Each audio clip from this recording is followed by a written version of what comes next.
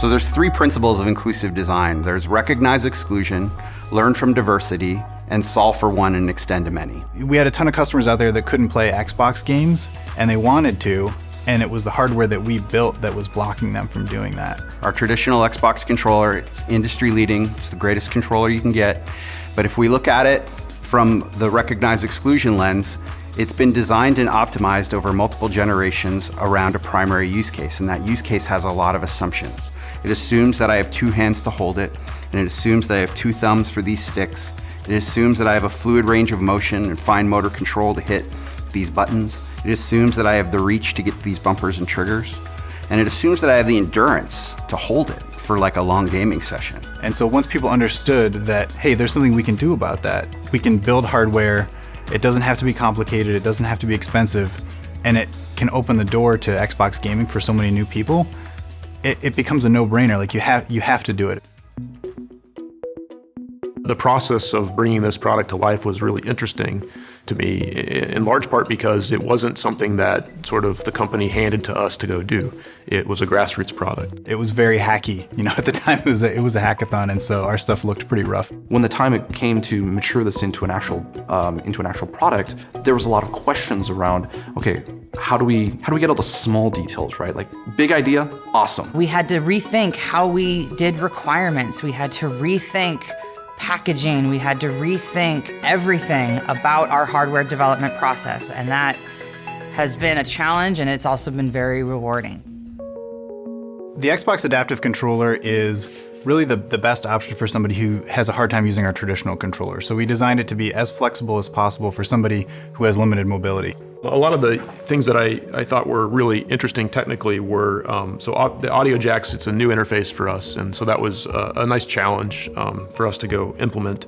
On the back here you can see there's all of these inputs that are all of the buttons on the controller.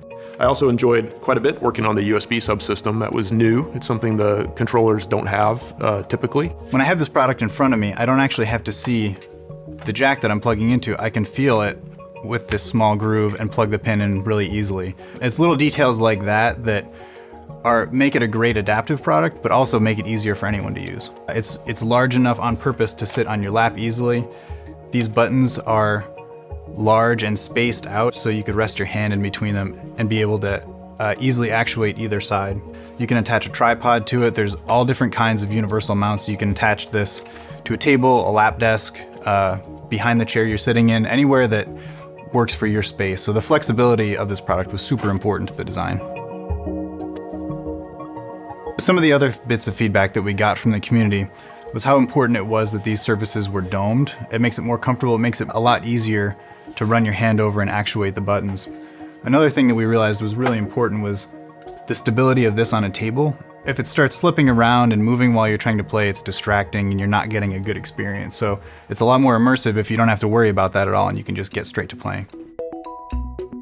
This is a product unlike any we've done before, and so you need the feedback from your users to make sure you're designing the right thing.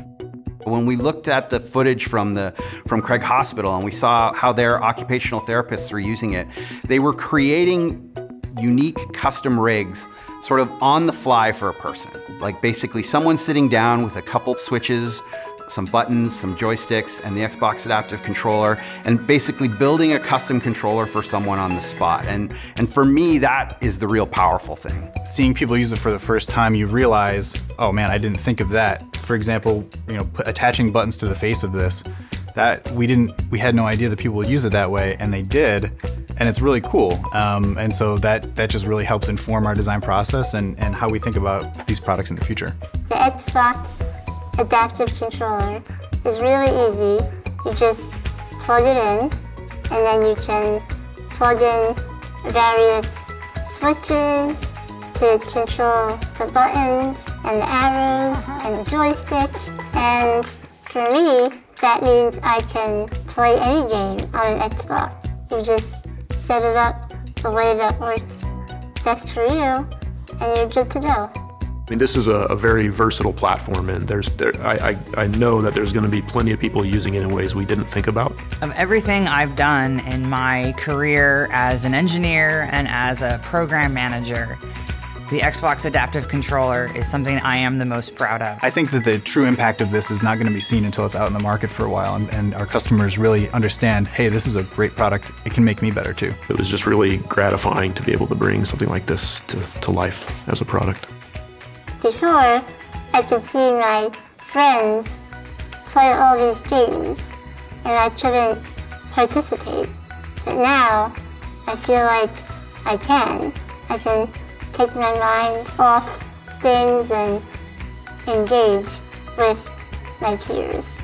And it makes me feel like less of an outsider.